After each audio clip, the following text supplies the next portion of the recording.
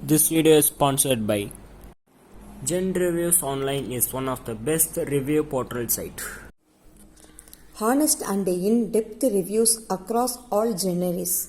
Your go-to hub for comparative product and media review. Visit www.genreviews.online. பெருந்தலைவர் காமராஜர் முதல்வராக இருந்தபோது சென்னை தாம்பரம் குடிசைவாசிகளுக்கு பட்டா வேண்டும் என்று ஜீவா அவர்கள் போராடினார். அப்பொழுது தாம்பரத்தில் ஒரு அரசு பள்ளியை திறந்து வைக்க சென்றார் காமராஜர். போகும் வழியில்தான் ஜீவாவின் வீடு இருந்தது. அந்த பள்ளிக்கு அடிக்கல் நாட்டியவரே ஜீவா என்பதால் அவரையும் அழைத்து செல்வதுதான் சரியாக இருக்கும் என்று நினைத்து காரை ஜீவாவின் வீட்டுக்கு விடச் சொன்னார் காமராஜர். ஒழுகும் கூரை வீடு ஒன்றில் குடியிருந்தார் ஜீவா.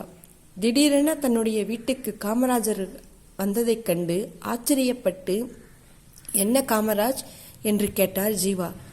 என்ன நீங்க இந்த வீட்டில் இருக்கீங்க என்று கேட்டு ஆதங்கப்பட்டார் காமராஜர்.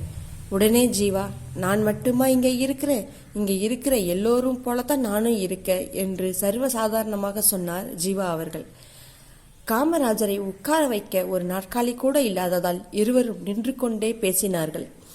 நீ அடிக்கல் நாட்டிய பள்ளிக்கூடத்தை திறக்கணும், அதான் உன்னையும் கூப்பிட்டு போக வந்தேன் என்றார் காமராஜர்.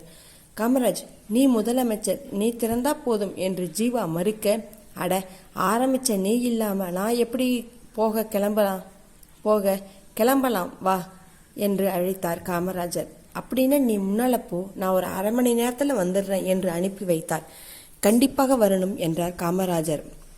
விழாவுக்கு அரை மணிக்கு மேலாக தாமதமாகவே வந்தார் ஜீவா. என்ன ஜீவா இப்படி லேட்டு பண்ணிட்டியே என்று காமராஜர் உரிமையுடன் கடித்து கொண்டார். உடனே ஜீவா, நல்ல வேட்டி ஒண்ணுதான்ப்பா இருக்கு, அதை உடனே துவைச்சி காய வச்சு கட்டிட்டு வர, அதான் தாமதம், தப்பா நினைச்சுக்காத என்றார். உடனே கண் கலங்கி விட்டார் காமராஜர். விழா நல்லபடியாக முடிந்தது. ஆனால் ஜீவாவின் வறுமையை காமராஜர் மிகவும் வாட்டியது.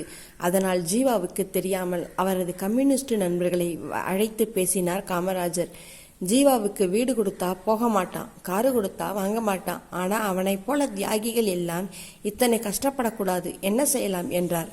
கூட்டத்தில் இருந்த ஒருவர், ஜீவாவின் மனைவி படித்தவர், அதனால் அவருக்கு ஏதாவது பள்ளியில் அரசு வேலை கொடுத்தால் அந்த குடும்பம் நிம்மதியாக இருக்கும் என்றார். உடனே காமராஜர், ரொம்ப நல்ல யோசனை, ஆனா நான் கொடுத்தா அவன் பொண்டாட்டியை வேலை செய்ய விட மாட்டான், அதனால நீங்களா ஜீவா மனைவியிடம் பேசி வீட்டுக்கு பக்கத்துல பள்ளிக்கூடத்துல ஒரு வேலை காலியா இருக்குன்னு சொல்லி மனு போட சொல்லுங்க, உடனே நான் வேலை போட்டு தரேன், ஆனா இந்த விஷயம் வேற யாருக்கும் தெரியக்கூடாது, அவன் உடனே வேலையை விட வச்சிடுவான் என்று சொல்லி அனுப்பி வைத்தார்.